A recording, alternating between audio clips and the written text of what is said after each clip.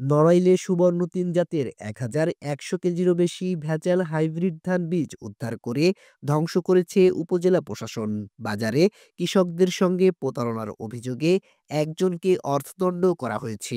মঙ্গলবার সকালে নড়াইল সদর উপজেলার গোবরা বাজারে মোবাইল কোর্টের অভিযানে পরিবহনকৃত অবস্থায় ১,১২০ কেজি ভেজাল হাইব্রিড ধান বীজ আটক করা হয়।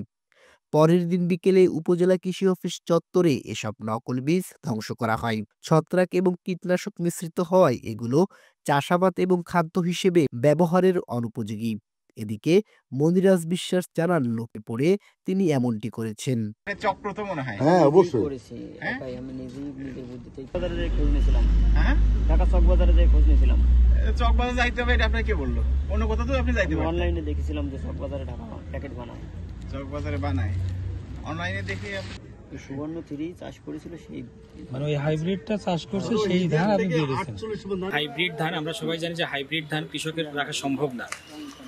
তো যেহেতু এটা হাইব্রিড ধান না, সুতরাং এটা আসলে চাষযোগ্য ধান ছিল না, এবং যেহেতু এটা বিষ মিশ্রিত ছিল, সুতরাং এটা খাদ্যপণ্য হিসেবে ব্যবহার করা যেত না।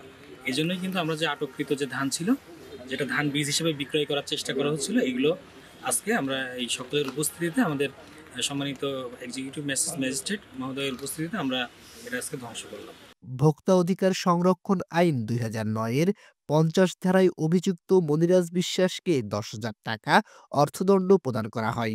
উচ্চ ফলনশীল বীজ সেগুলা প্যাকেটজাত করে বিক্রয় করার উদ্দেশ্যে নিয়ে যাওয়া হচ্ছে। তখন স্থানীয় কিছু মানুষজন যারা গোবরাতে ছিলেন সেগুলাকে সিজ করেন, এবং সিজ করে আমাদেরকে জানাইলে তখন ঘটনাস্থলে যাই, গিয়ে ঘটনার সত্যতা পাই, এবং তখন স্থানীয় মানুষজন যারা ছিলেন তাদের উপস্থিতিতেই ২৮ মণ ধান জব্দ করি। সতর্ক করি, ভবিষ্যতে যদি এই ধরনের কোনো কাজ আবার সে করে তাহলে আমরা তাকে কারাদণ্ড বা আরও অধিকতর শাস্তির আওতায় আনব। উপজেলা কৃষি অফিসার রকনুজ্জামান এবং সহকারী কমিশনার দেবাশিস অধিকারীর উপস্থিতিতে ধ্বংস কার্যক্রম সম্পূর্ণ হয়। Desk report, voice of tiger.